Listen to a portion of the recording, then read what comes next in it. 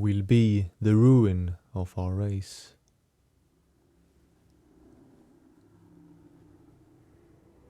Looking out the window, he caught sight of Barnabas, perched atop a ladder in front of his fishery.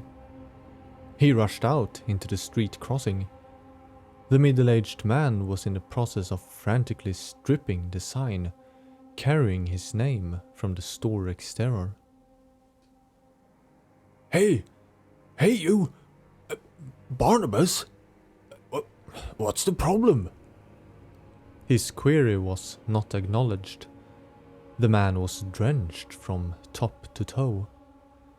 The scene made it appear as if he had fallen overboard while out fishing and decided to never fish again, hence the furious closing of his fish shop.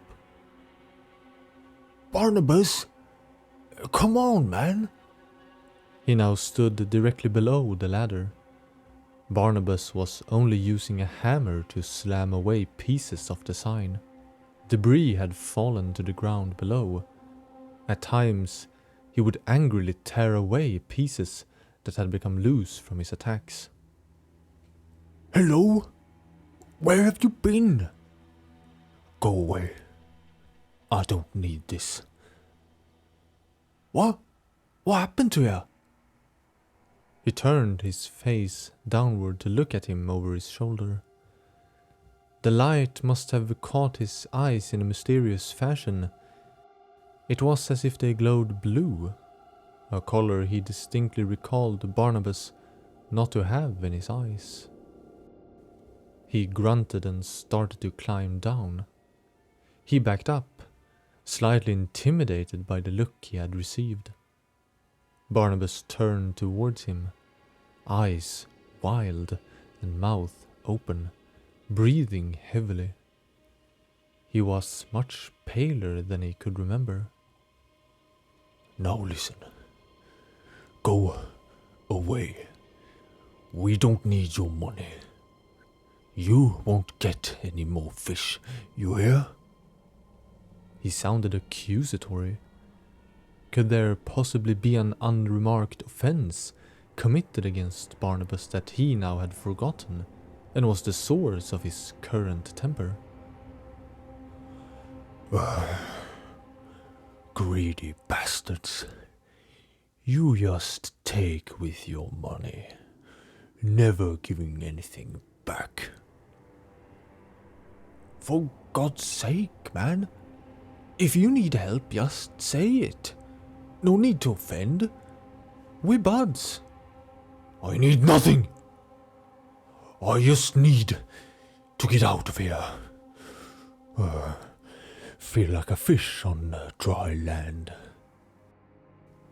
Barnabas looked up at his sign, then inside the windows of the store. A final glance to his friend, then he spat on the ground, then simply turned and walked. Down the street he vanished, towards the old fishing hamlet by the sea where he lived. He was stunned, left standing, watching his friend disappear. He continued to stare long after his silhouette had vanished down the street and turned the corner. He looked around and saw Smithson standing in his door. What's gotten into him? Smithson shrugged. It's the hamlet. Have you not heard? What? About the witchcraft? Yeah, but not Barnabas. Who knows? None of the fishermen sell to me anymore. They all just stopped coming. Went over there as I was suddenly left with no wares. But they shooed me away, telling me it was over with the trade. Now, about witchcraft. Who's to say? But it did look strange over there, at the old fishing hamlet. They both stared down the street, to where the last of the fishermen had just vanished back to.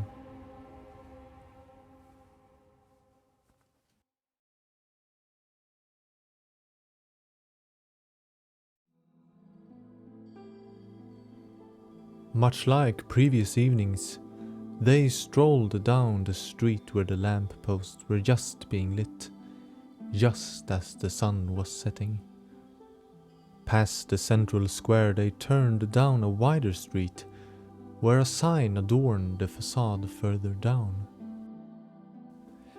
Here we are, German declared, mostly in the direction of the new apprentices. Prospector's Prize. He opened up the door and held it for everyone to crowd their way inside. The interior was dimly lit, with burning candles and green glass-framed kerosene lamps. The light fell fittingly on the dark oak furniture.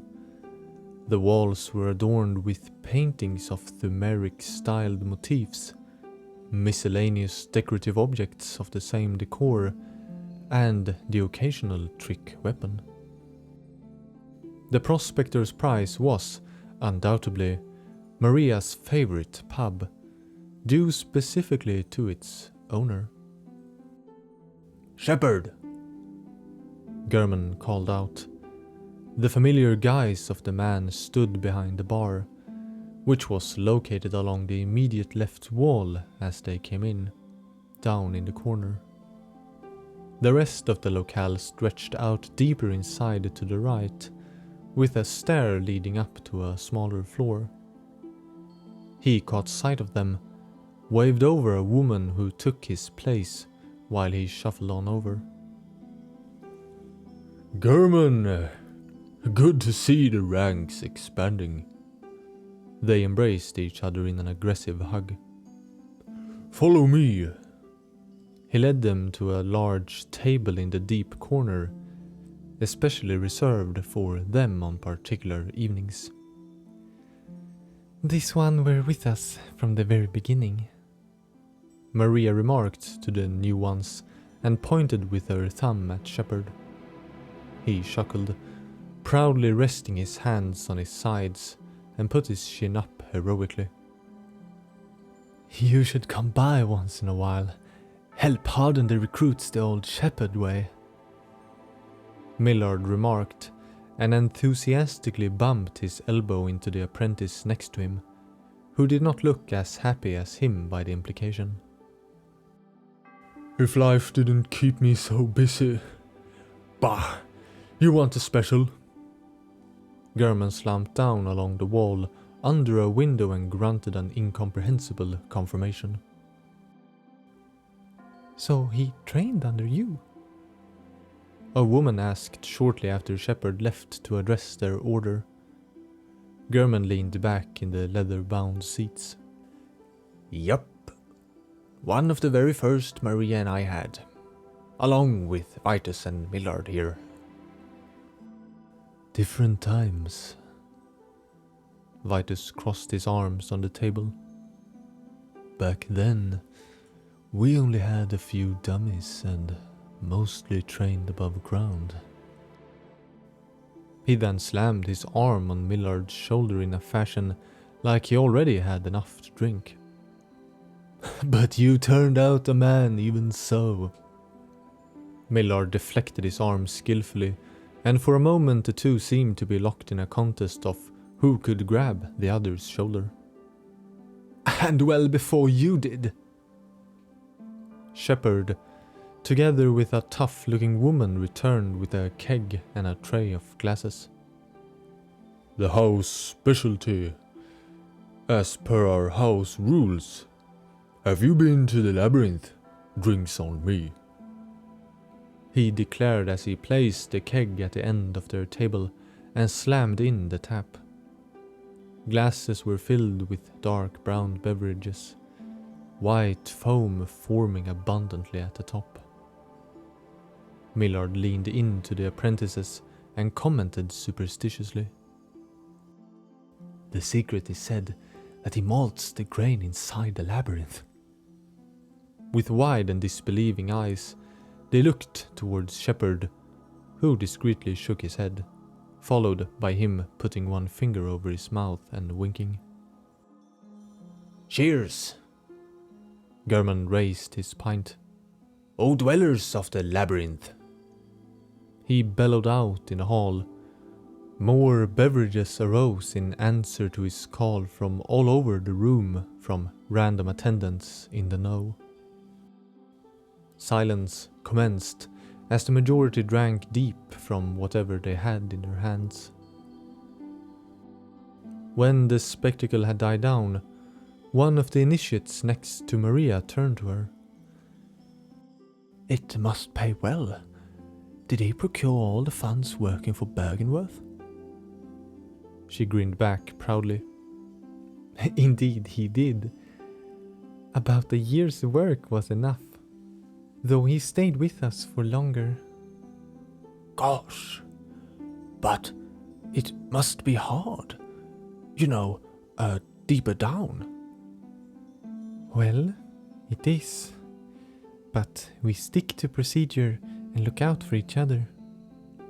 What's the deepest you've gotten? A slightly younger, stubbled man leaned over the table into their conversation. Me personally? Yeah. Oh, the thing is, depth is hard to determine. With all the stairs and lifts going both up and down, it's hard to accurately map one's position. The labyrinth seems like it's almost unending, the woman said almost in a dreamily fashion. It does. It is a sight to behold, despite the dangers. Whoa, but is it, like, different down below? Vitus entered their conversation, leaning in beside Maria. It is exactly the same. They were incredible craftsmen, but did not have much of an imagination. They appeared a bit disappointed. But what does change are the creatures. Larger, weirder and deadlier. Mostly, however, we are with the scholars when they want to backtrack or uncover new pathways. But if you behave yourself, you might get lucky and follow them down to a new depth. You see, German began, it is a matter of how deep one is. The labyrinth is very wide, but it is even deeper. As Maria said, it is difficult to perceive its scope, but the thing is divided in layers mostly. And the deeper the layer, the stranger it gets. And deadlier. He nodded to Vitus. But you'll become familiar with it in all due time. Millard took a deep drink that emptied his glass. Another bit of professional advice. Don't think too much down there. Think on surviving and protecting those that you should. It'll drive you mad if you try to solve all the mysteries by yourself. Hear, hear. German raised his cup to him, then drank it up. One of the apprentices leaned forward and held his pint with both hands. So, have any of you heard of the Vision Hamlet? He asked like he was paving the way for a story, and just checked if the audience had the interest.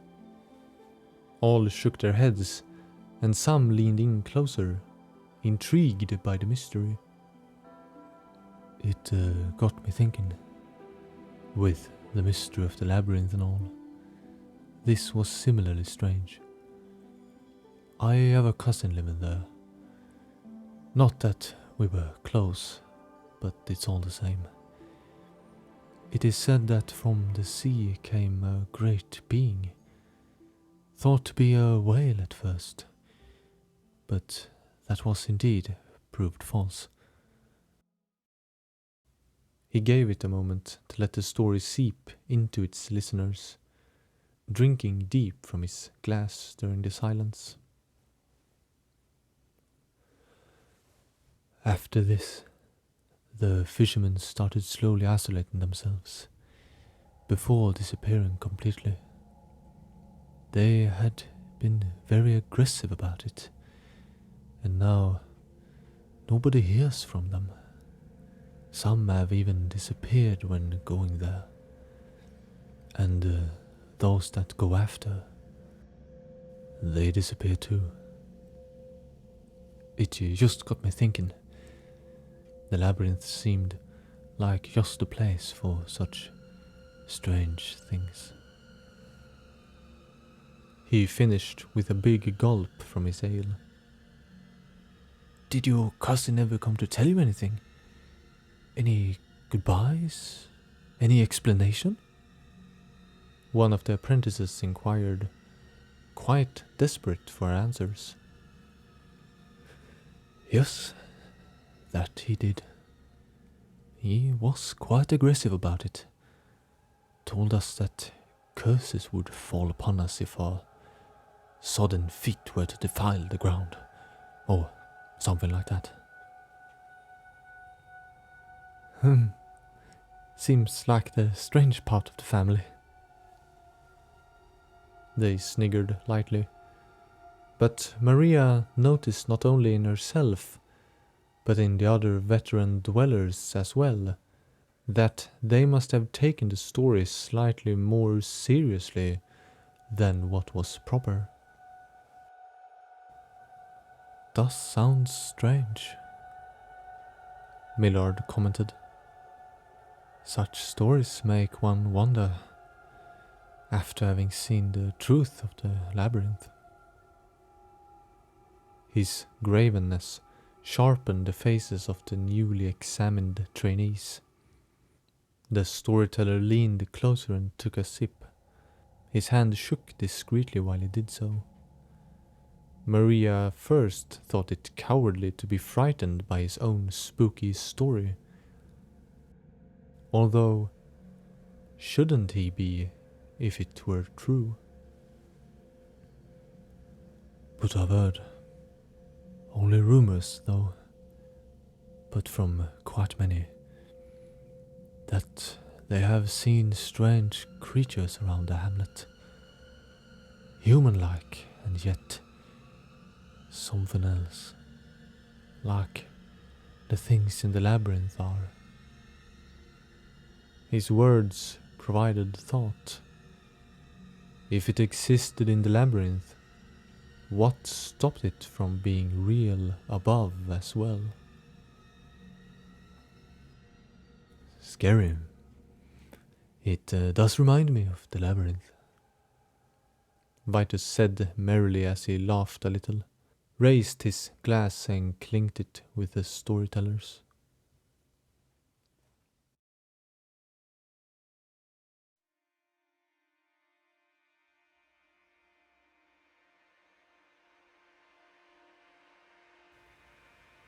As time would pass, the story did curiously not meld with the rest of Maria's impressions, but grew to occupy much of her thoughts. Stories are commonly just stories, but some are told with just an extra quiver of the lips, a distant glare and a particular gravenness that cares little for the listener's immersion.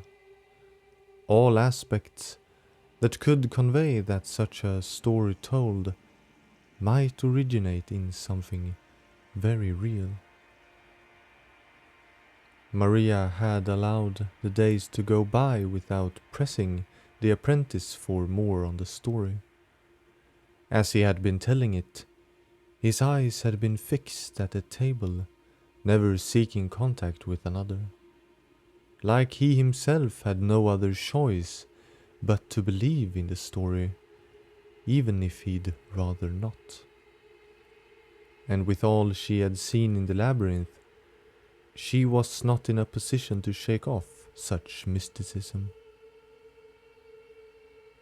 She had begun lightly making inquiries with the locals of Yarnam. At first, just participating in small talk and rumors while on legitimate errands.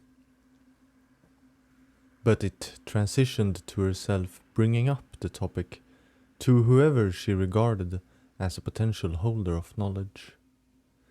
Many were, to her discomfort, in agreement that the fishing hamlet of her description did in fact exist, or, to put it in their words, used to exist.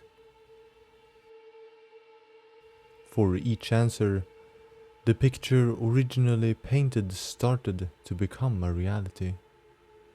Though it was always revealed as folklore or rumors, the same grave tone was shared among them all.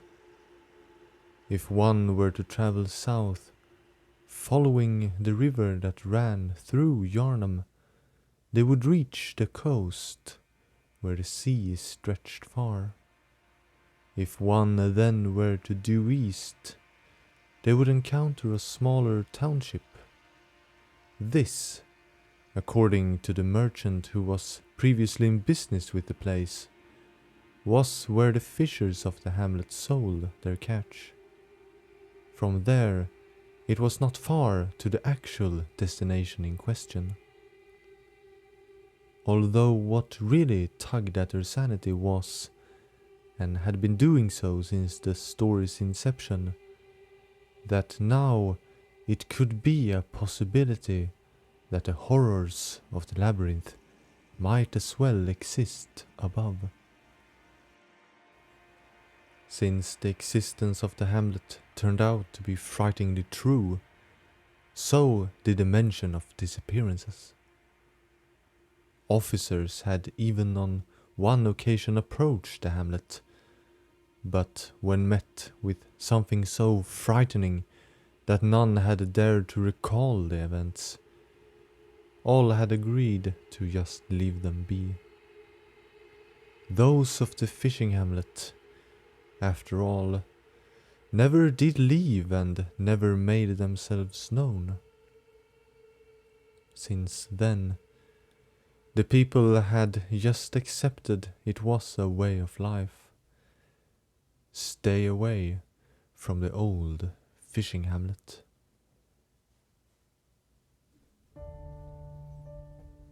Willem had, as of late, taken to always end his days at the lunarium, meditating when the moon arose in the late evening.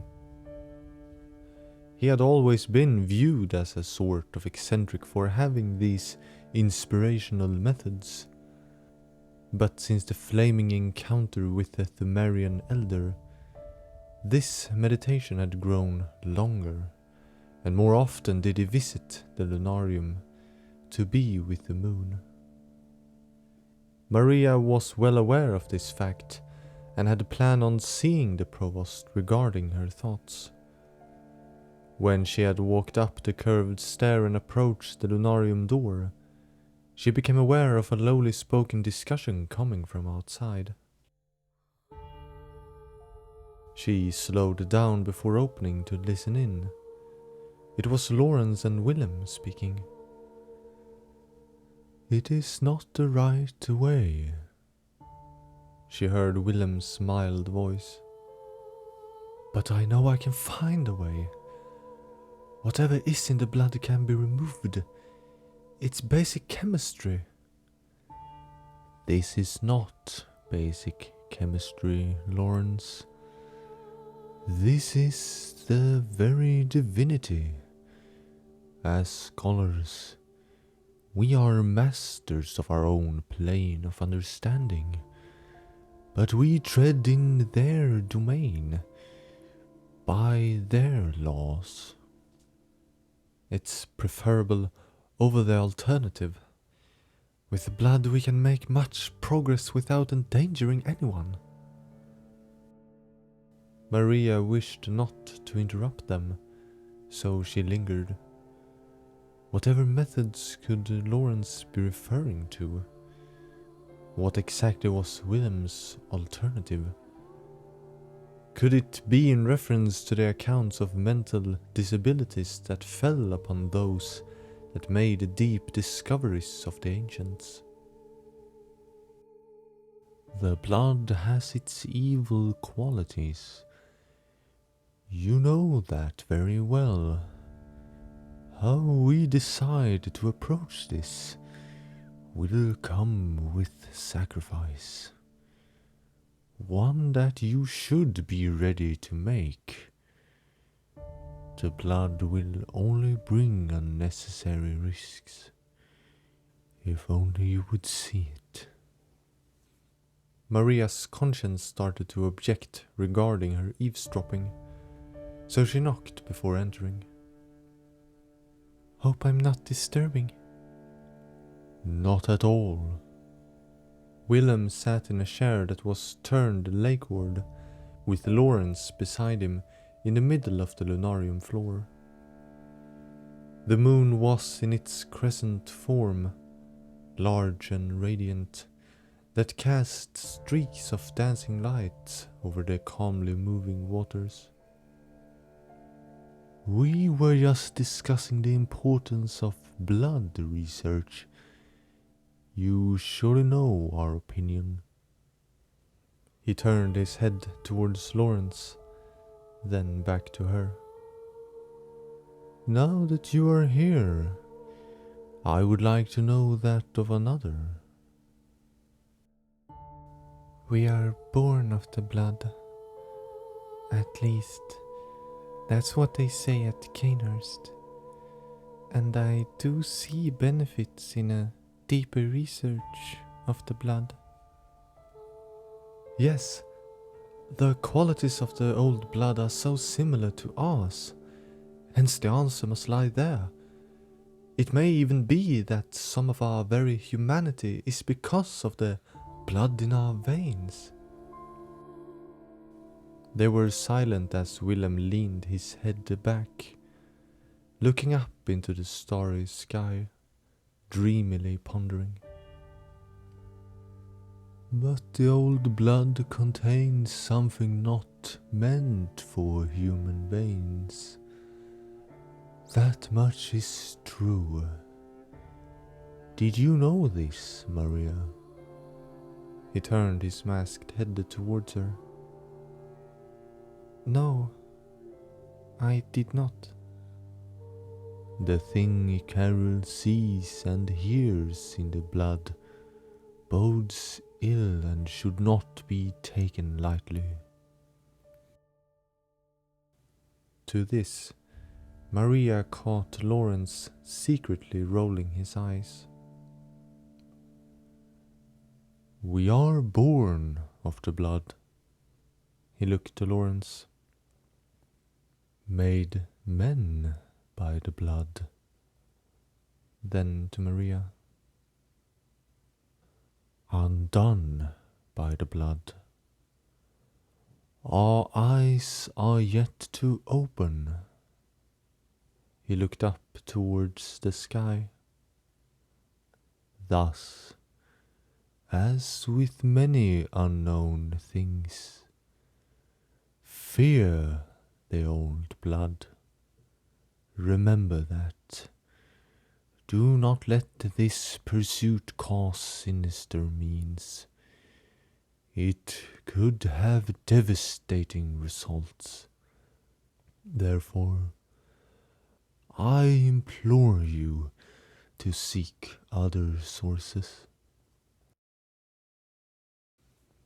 I will keep that in mind, Willem.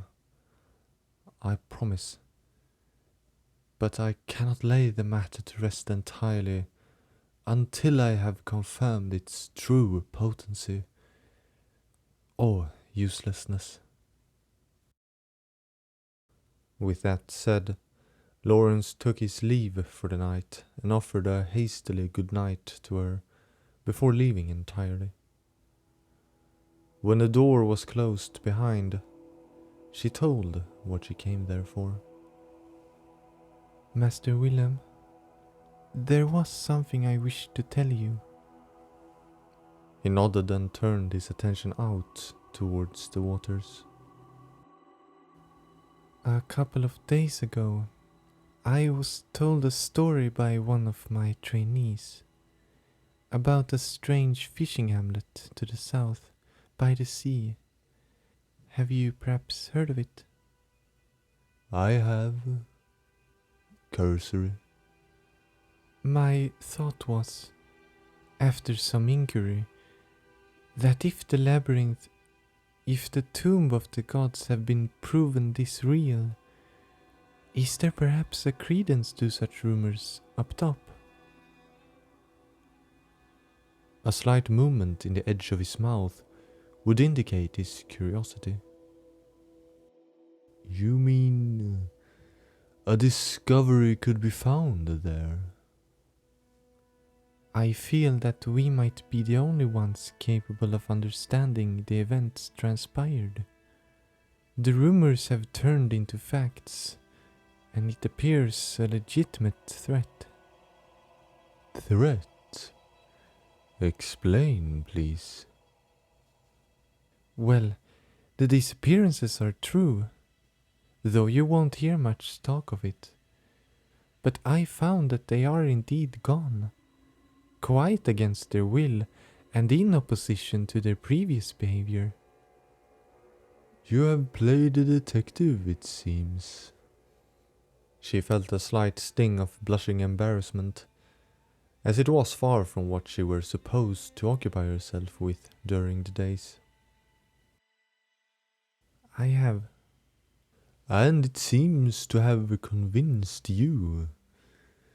Yes.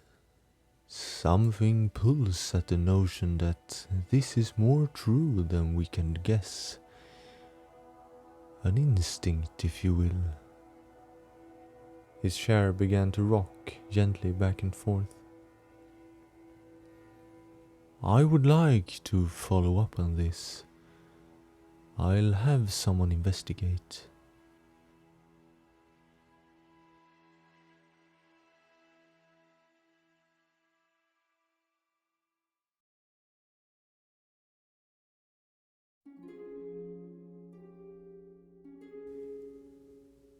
Here you are, miss.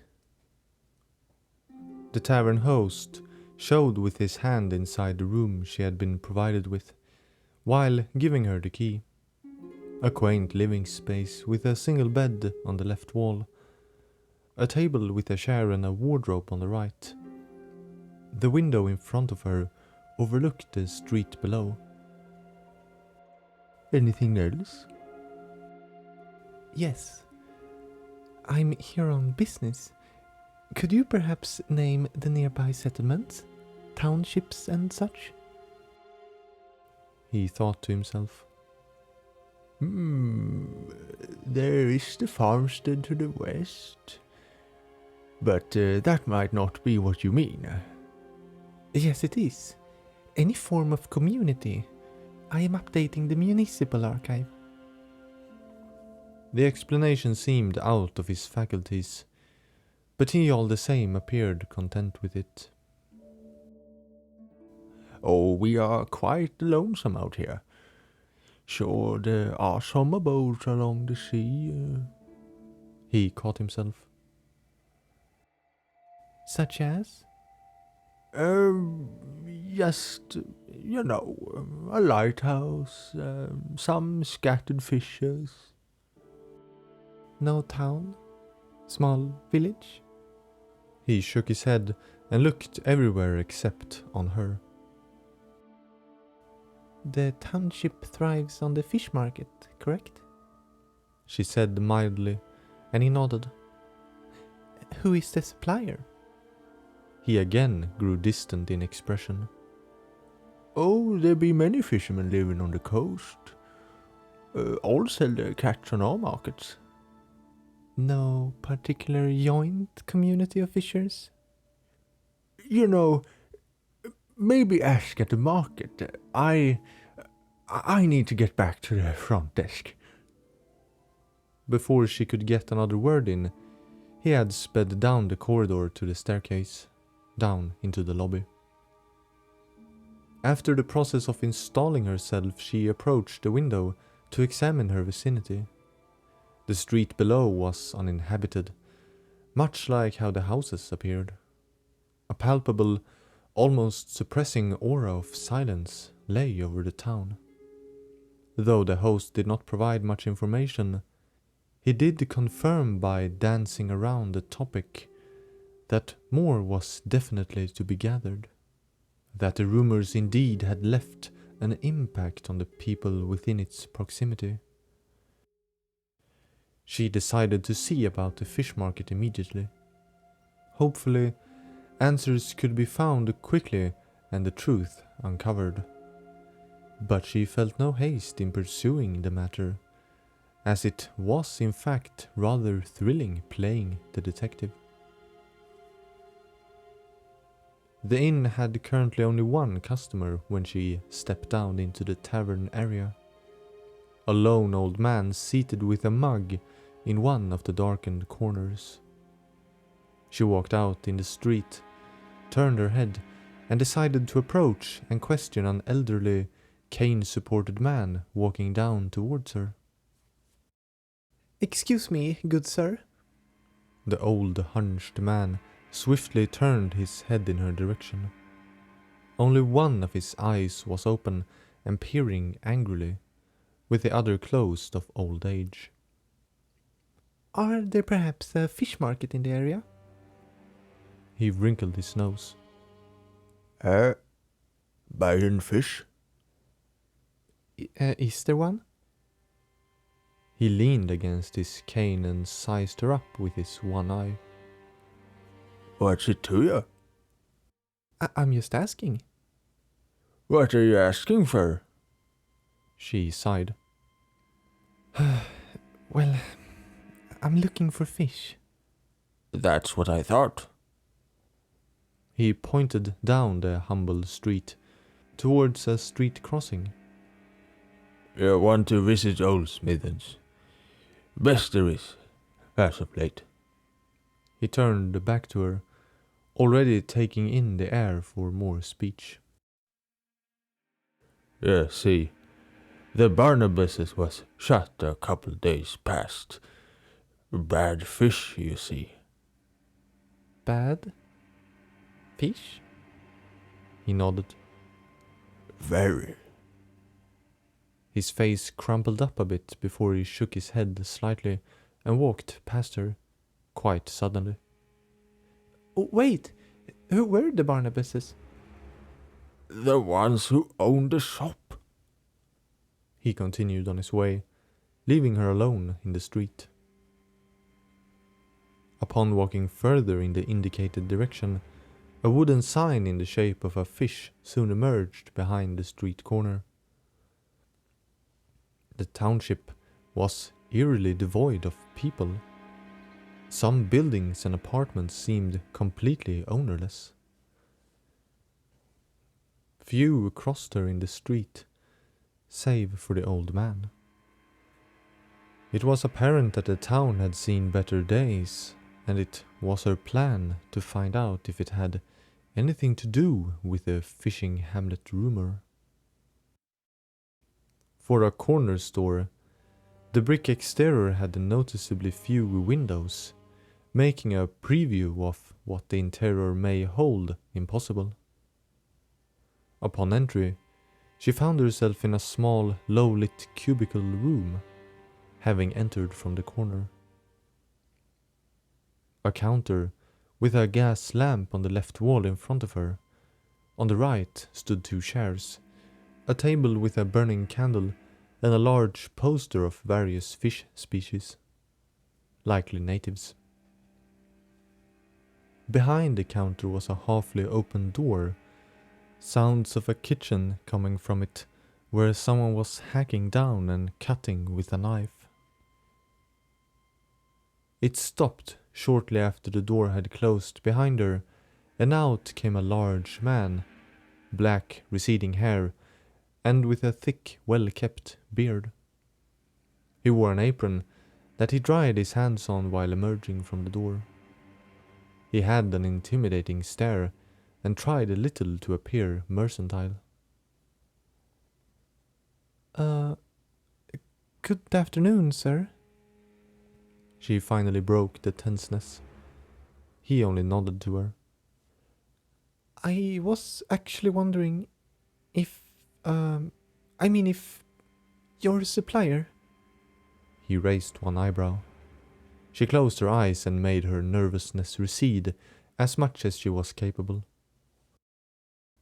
I'm making a query to update the municipal records. I'm asking because I would like a better overview of the nearby communities. I'm told the local fishermen are quite scattered. He nodded again. I was actually under the impression that there was a small hamlet of whalers in this region. Or have I been mistaken? He had retained exactly the same featureless expression during their conversation. Well, you are not mistaken. 'Tis just old info. How so? It does not exist anymore. No. What happened? He leaned over the counter, resting one forearm on it. They did no longer want to be seen. It might as well not exist anymore. None ever comes back from there. Count them out of your records. It's not that simple. You mean there are people still living there? He stared at her, face mixed with annoyance and a peculiar, mild fear. Look, best you finish your work without involving them. I'm serious. Life has not been easy since they became like they are. To you, that means you do not know what you're messing with. So, what am I supposed to write down? I mean, if there is a settlement of people there, they don't simply go away just by ignoring them. They still need to be in the records. What if you just tell me about it, and I could consider it done? He wrinkled his forehead and narrowed his eyes, like he had just lost a game of cards against her. Fine. There are, as well as I know, an amount of 12 families living in the hamlet. Quite large. They have always been part of our community. They often came to drink at our tavern. He spoke slowly and reminiscently, nudging out the words. I see. What changed? I don't know. Or it's hard to believe. You are not from here. Yarnum, right? She nodded, and he grinned briefly and slightly. Knew the accent. Out here, away from that amount of people and rules, we lean on different sources for comfort. You have your sturdy stone houses, but we have to rely on nature, make it our friend. Especially the whalers of the fishing hamlet.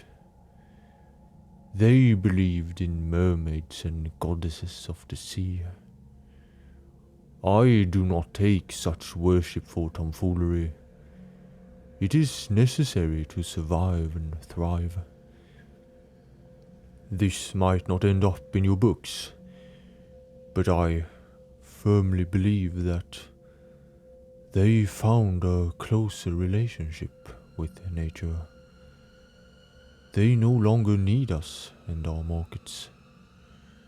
They even turned their back on humanity. His eyes had not lost their lucidity, but had grown distant and no longer met hers. Pardon?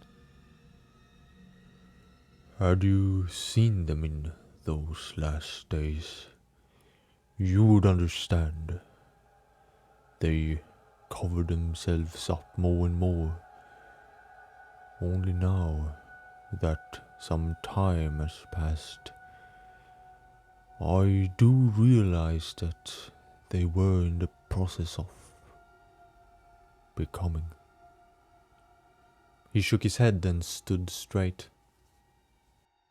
I'm telling you so that you can conclude your business.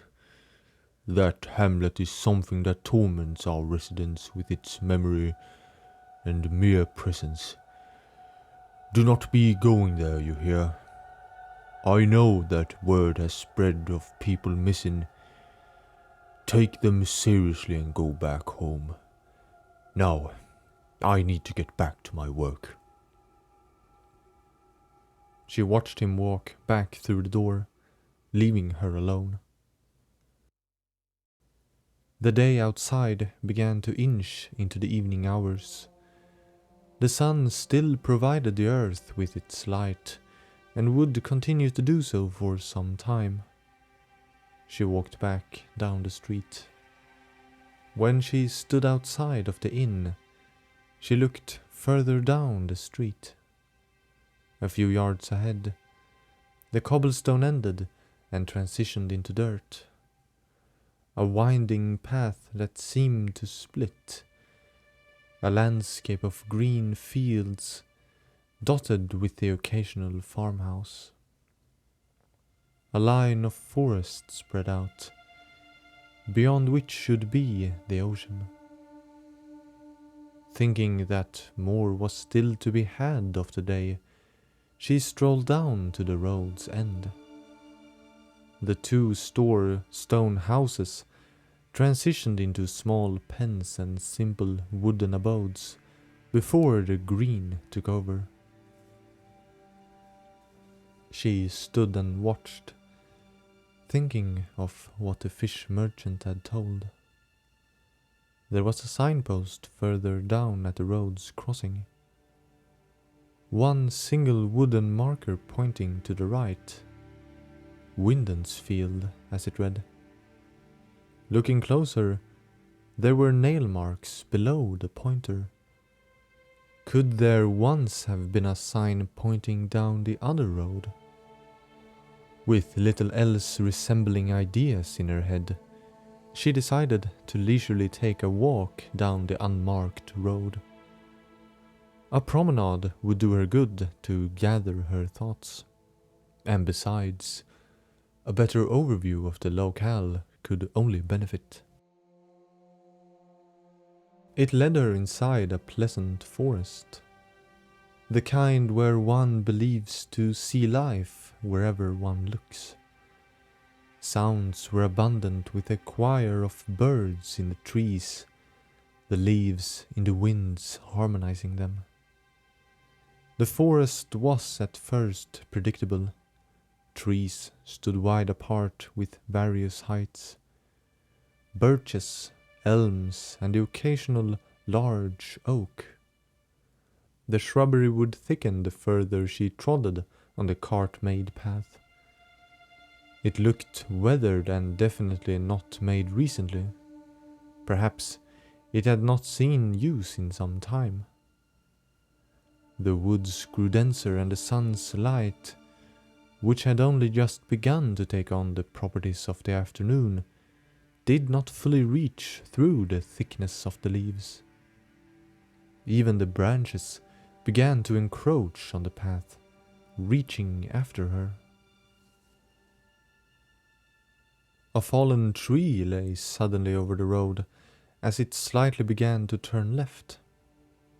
It made her pause and search around. There was no sign of a storm shown on the surrounding vegetation. It was particularly coincidental that a lone tree had singularly fallen over the road. It had been uprooted completely. Part of her pondered that the abrupt obstacle on her path was a good indicator to call it a day.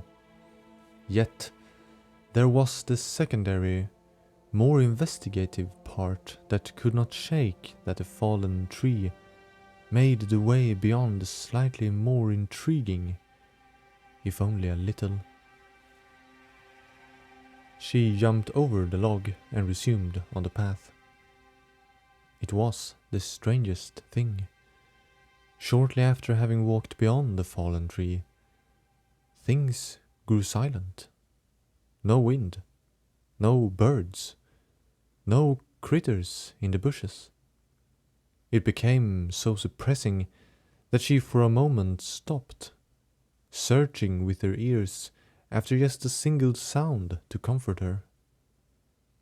She did hear the rustle of leaves, a sign that nature was still at work. She continued. The woods became so wildly grown that no denser forest could simply exist. A wall of leaves, branches and trees stood on both sides, prohibiting clear vision. She walked slower and began to consider returning once again. The rustling deeper in the forest had grown. Sounds of squirrels, perhaps, but so many of them. Additionally, the skittering of small paws now sounded larger and more regular, not constantly, and not from the same source as it seemed, but frequently enough. She stopped to listen. Was it not the sounds of footsteps that crunched down on roots and twigs? She decided to be cautious. The sun's position was hard to locate precisely, though it had shined brilliantly before she entered the forest perimeter. It now seemed nearly as dusk had fallen. Down the road, where it started to curve deeper beyond the vegetation, a figure stepped out from the sides. Soundless in the murky light, it seemed clothed in a large mantle. No arms or legs were seen, only the silhouette of a concealed figure. It walked towards her, and fear assaulted her mind. She instantly turned and ran further down the path, away from the frightful character. But the movement deeper inside grew violent, as if several more were running beside her, out of sight. A hunched form burst out from the underbrush, out on the path. Standing on all fours, a humanoid body with long, slender arms and legs turned to her. What faced her was the things of maddening nightmares. She could not make out exactly what, but protruding things covered the entirety of the head. It made a sound reminiscent of a loud inhale before she promptly turned away to run back. The cloth-draped figure was upon her, and she decided to take her chances inside the forest. Or rather, there was little decision behind her action.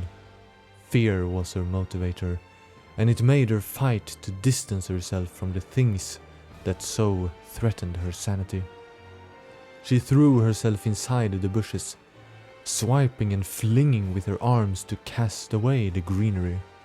She flew forward, not knowing if she successfully escaped the monsters. She suddenly fell forward down into a small, shallow stream. She was instantly on her feet and ran in the water to wherever it would take her.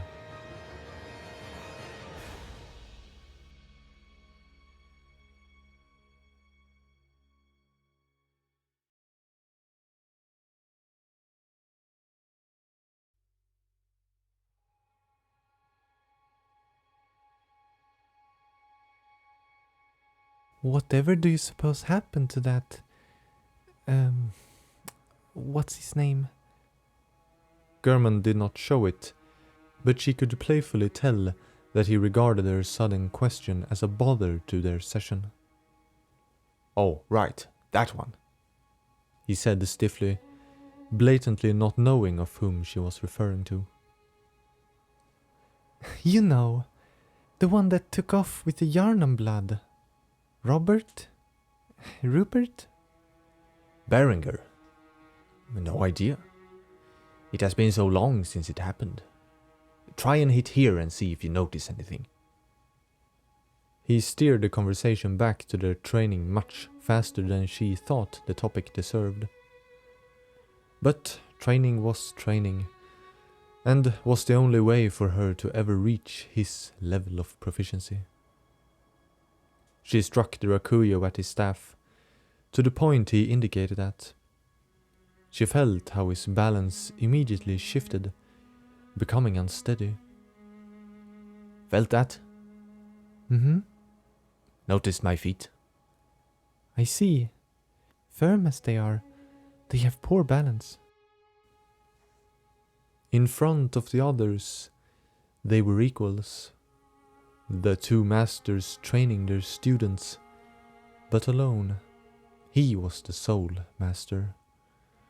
For the longest time they had developed an art together, but between them, the true master was him.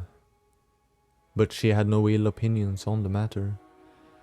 The things he could do and the things he could think of. His mystery was alluring, and one she intended to unravel in due time. But seriously, what do you make of our thief? I barely knew we had acquired the Queen's blood to begin with. A shame to have it stolen. He leaned against his staff more casually, finally agreeing to the change of subject. If I do spend some time at the lecture hall, it's mostly with the architecture department. Right. But agree it's aggravating. To think what we could have confirmed with it still in our possession. Has the authorities been involved? She started to slowly sheath her weapon. Yes, but I've come up with nothing. Not surprising considering where he probably left to. Shame. Have you heard, by the way? Heard what? Willem followed through with your suggestion. He looked down to the side, eyebrows turning worriedly upwards. And sent someone to look about. And it all seems true. The strangeness, the disappearances, the hamlet. When? I spoke with him just earlier, when you were in the labyrinth. She arrived back home early this morning, having traveled through the night even. My, did she see the hamlet? And the people? Apparently she did. Or thinks she did. But they got little out of her. She was madly frightened. She walked closer to the tree line, where the water of the lake gently caressed the grassy bank. What do you think now? He took a big breath in pondering. I cannot say. We have yet to see. I'm curious, I suppose. I have only heard, never seen. How about you? She turned away from the lake, towards him with a smile, having grown bothered with a weighty subject. I suppose we must see for ourselves. Sate that curiosity. He smirked. No other way. It had been a cloudy day, and the sun finally peeked out from its obscurity. Just in time, as it was soon to set. She felt the warmth the evening sun brought, soothing her being. More relaxed, she sat down on the bench along the lakeside wall of German's workshop. Do you think we'll find the gods one day, German? She asked, squinting at the sun. Without looking at her, he smiled at the question and sat beside her. I don't know. Such a grand question. Do you think they still lie in the labyrinth depth? Will we ever see them? She turned her head to him. I feel that with enough work, we can sense them. She giggled softly. You work very hard. I do. Have you sensed them in the labyrinth? No, but at times when I don't work hard, in times of peace and serenity, especially on moonlit nights, then I sense it and feel content, as I do now. She looked at him, wondering, while he looked at her.